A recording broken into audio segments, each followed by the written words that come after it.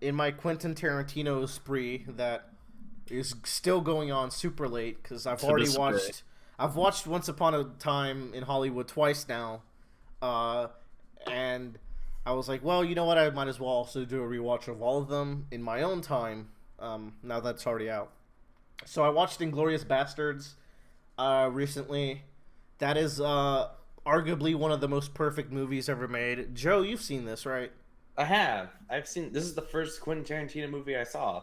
This is a good one to start off with, I think. Mm-hmm. Bradley, have you seen this? I've never seen it all the way through, but I've seen enough to get all the memes. It's not about the. You're like a bad JoJo fan. You didn't Right. watch it properly. Every scene in this movie is a fucking banger. But unlike, say, Pulp Fiction, where I'm like, every scene's a banger, but I would cut out a third of them to have a more refined film. Um, this is a movie where every scene's a banger, and I would keep all of it, much like Once Upon a Time. Well, Um, damn.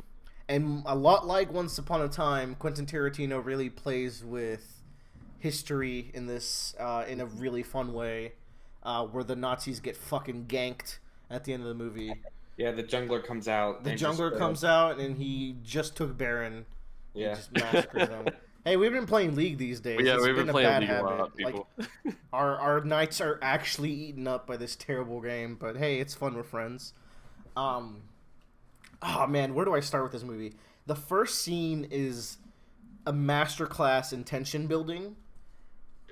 Joe, you remember that scene, right, where he's interrogating the dairy farmer about the Jews that have been living around there. Yeah, the very first scene, the best scene.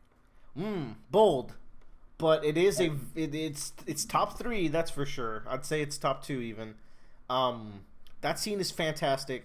The way that they show the power dynamics in that scene with like the way the camera is getting closer and closer as their conversation is going, but also the props they pull out where at one point they start smoking and Colonel Hans Landa pulls out this gigantic cartoon ass pipe.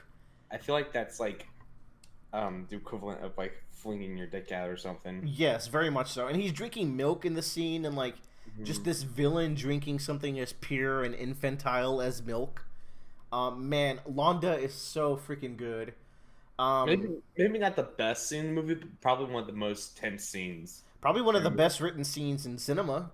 Like Yeah. it's every line is just building up that tension. I'd say my favorite scene of the movie is the one in the bar that Tyler was complaining about the other day.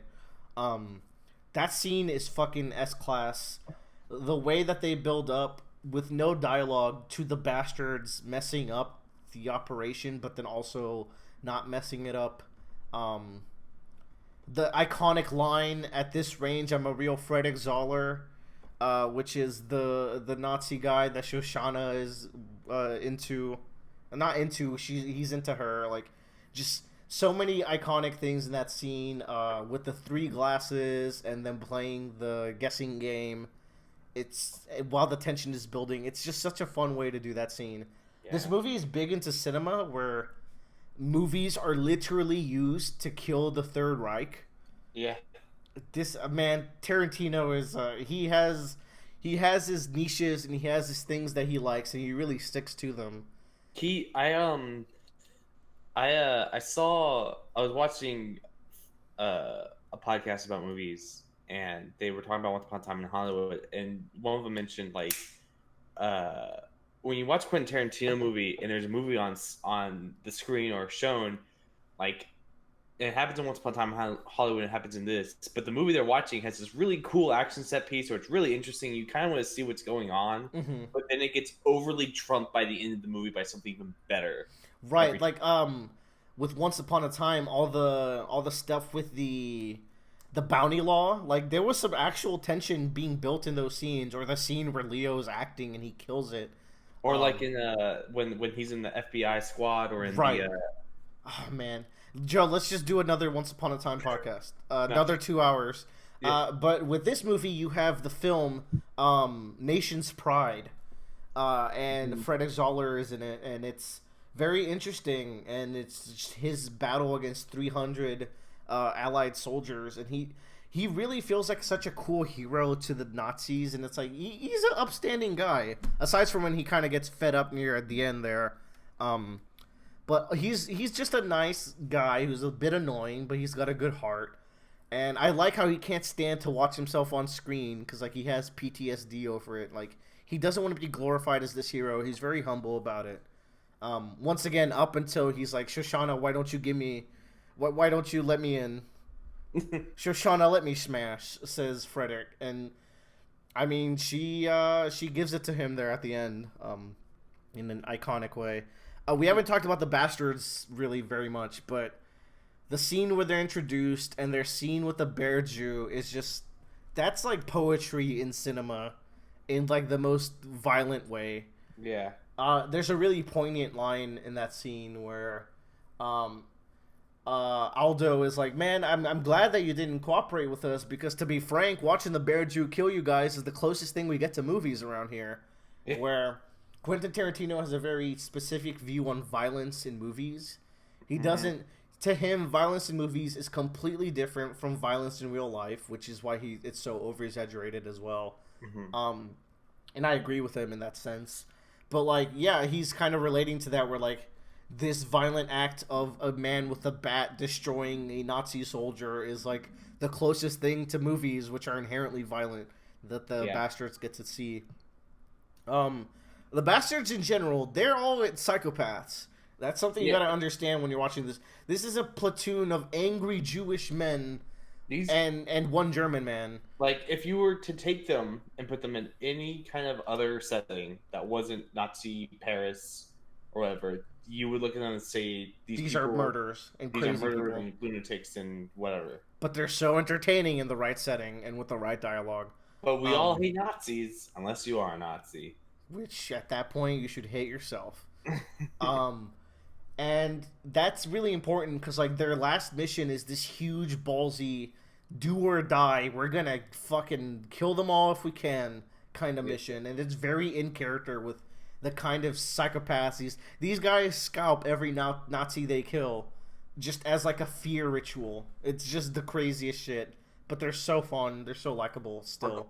Or carve swastikas in their foreheads. Man, this just might be my masterpiece. This is probably... Is this his best movie? It's hard to say. Out of the ones I've talked about, it's definitely the best. I think, with Once Upon a Time very closely behind for me.